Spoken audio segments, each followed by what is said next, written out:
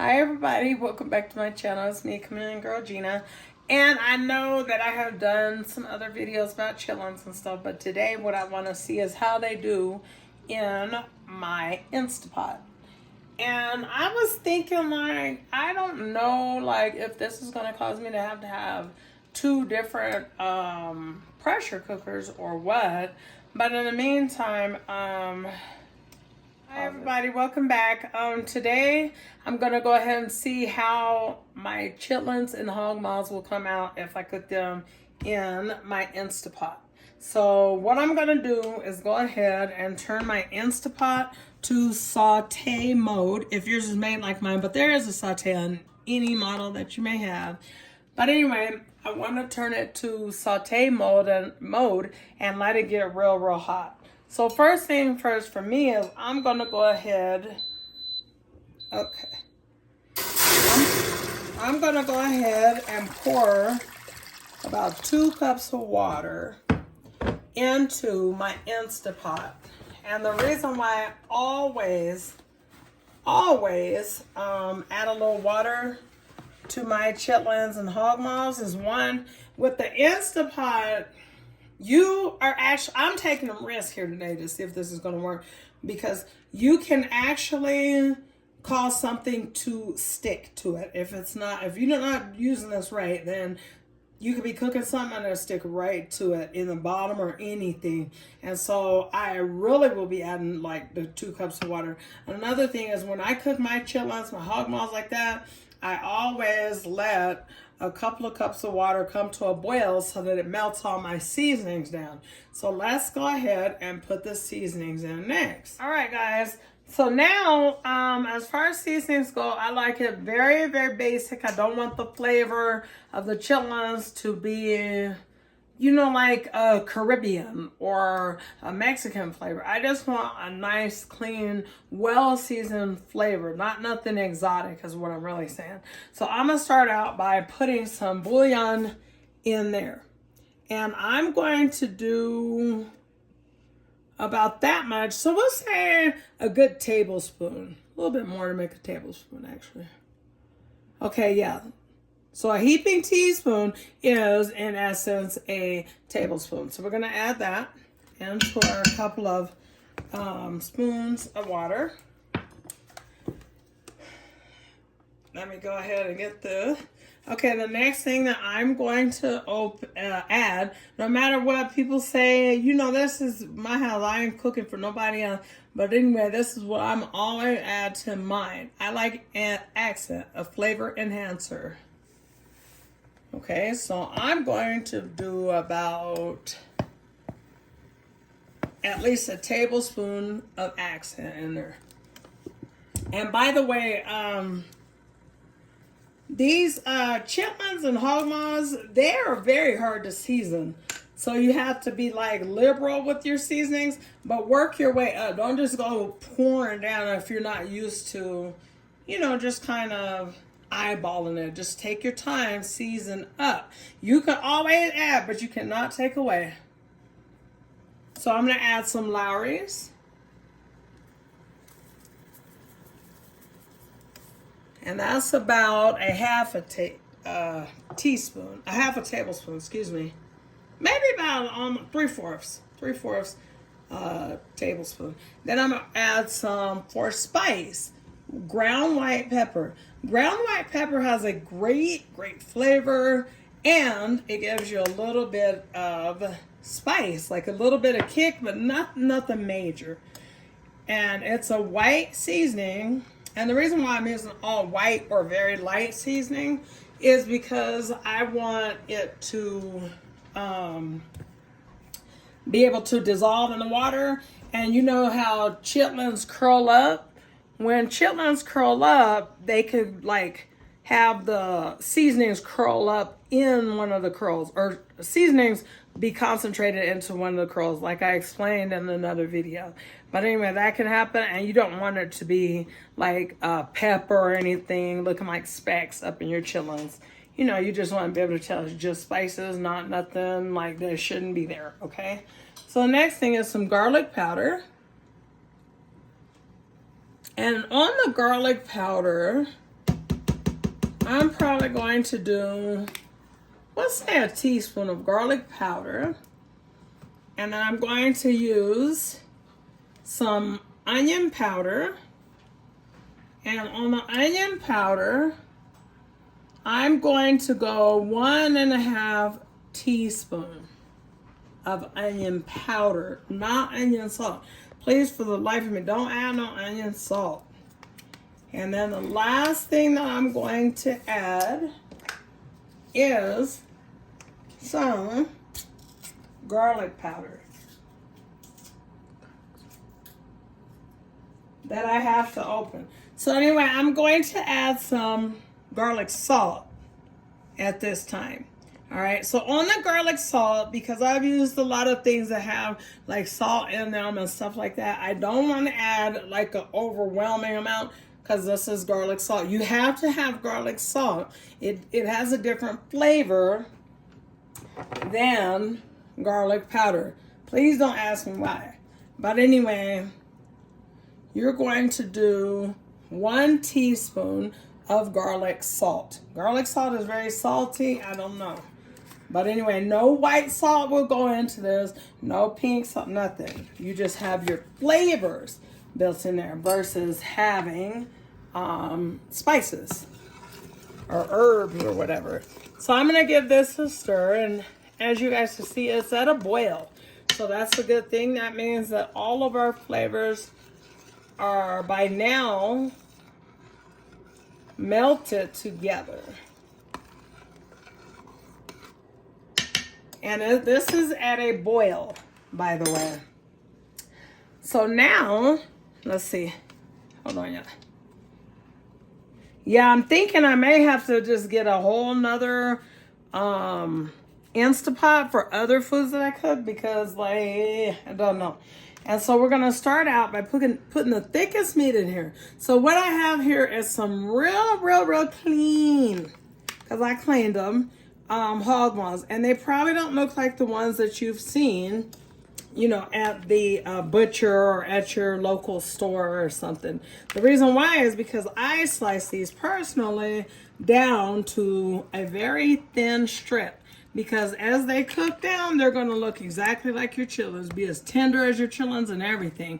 I don't like no chewy hog maws, and definitely not no chewy chitlins or neither. Just leave it at that. And so I'll go ahead and I will let my hog maws saute on down to where they'll produce a little bit more juice and stuff like that. And then I'll go ahead and add my chitlins next. So right now we're gonna go ahead and do that and I'll be right back. Okay guys, so now that we're back, we're gonna go ahead and add our chitlins. I wanted the like I said, I wanted the hog maws to be in there a little bit longer because they are a thicker meat and we know what that means. It's gonna take a little longer. So I added like 1 more cube. So 1/4 teaspoon, I added a little bit more because I wanted to see some color and I added a little bit more paprika. Now we're gonna do, we're gonna go ahead and give it a stir and we're going to make sure that it is not sticking to the bottom. So that is a good thing. I have a funny feeling that I may have used a little bit more water than what I really could. But I'm okay with that. I'd rather it be more water than for it to get burnt because these things are hard to cook and they're quite expensive. So anyway, we're gonna go ahead and add our chitlins in. As a matter of fact, I'm going to cancel this. Look, I'm gonna hit cancel right on my thing. And then I'm going to hit meat. And then I want mine on... I'm going to do normal, no, I'll do more normal pressure. Hold on, let me see here.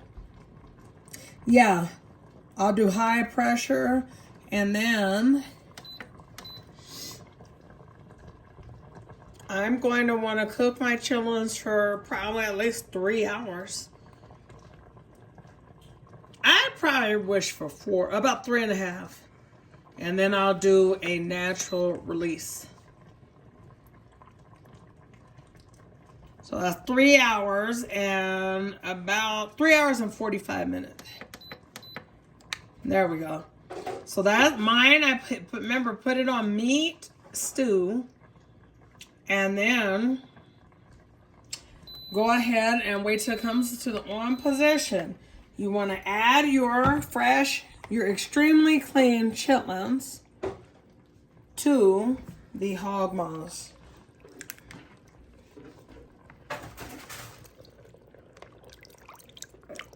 You don't want to add no water to them or anything. So don't pour this water in there, you know what I mean? But now the next thing that I'm going to do, excuse me guys.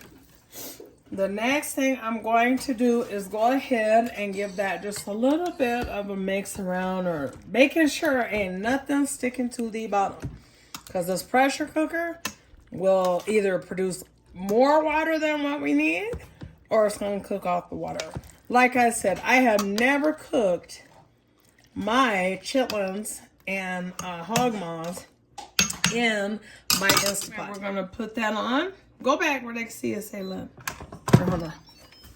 Okay, guys, so now we're going to go ahead and place our lid on there. And we're going to close that. And it goes to the on position. So from there, 2 hours. No, I want it longer than that. Didn't I want it longer than that? Yeah, 3 hours. No, what happened to that? It was 3.5. 3 hours and 45 minutes. I don't know what happened, Captain. We could go for 4. Let's do 4 with a natural release. So that's just an even amount of time. That's 4 hours on the meat and stew function. And so we're going to let it go. Guys, I got some great news for you. You can successfully cook your chitlins or hog maws, or as I did, both at one time in your Instapot.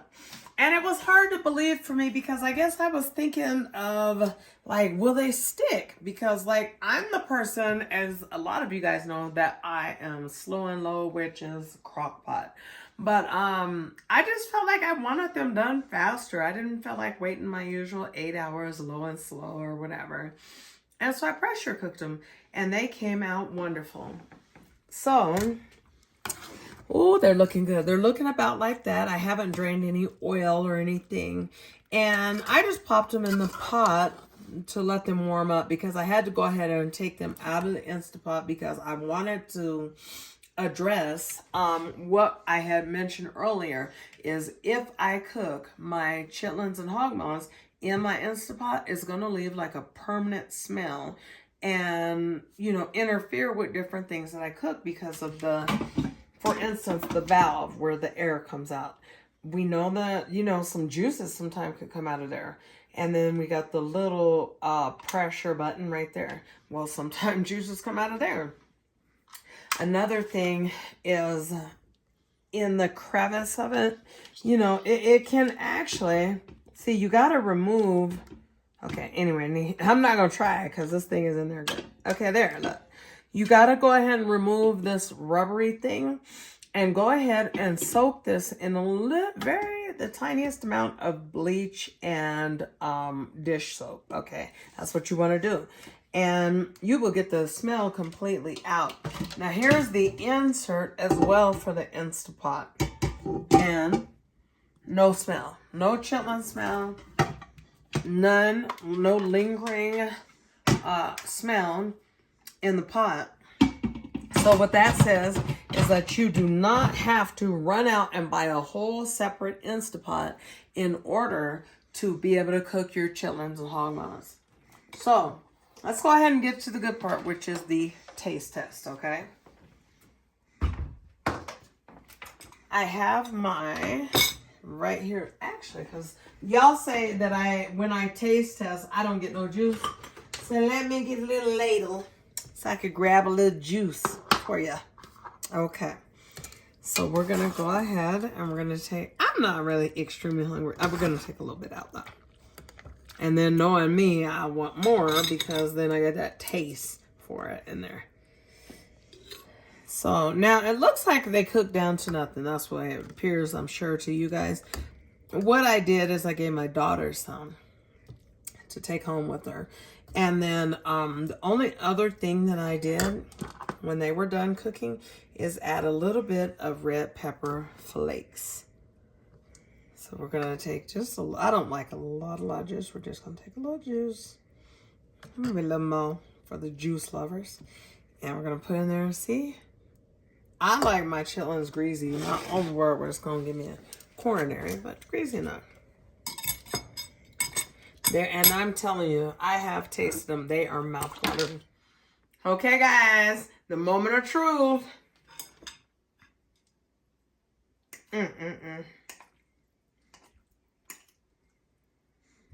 Ooh.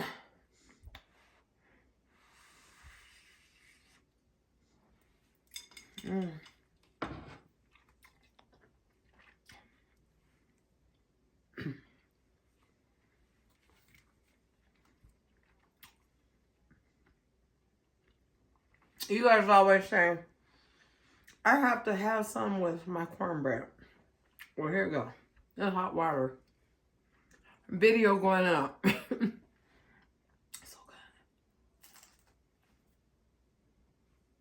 good. Let me get one more bite, y'all.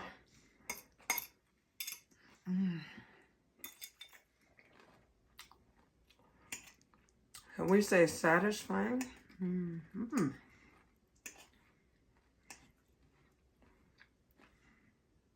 So good.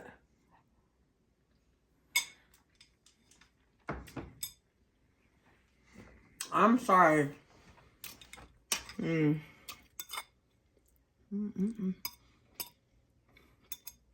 That's good eating. Thank you guys for watching. God bless and enjoy your day. Bye-bye.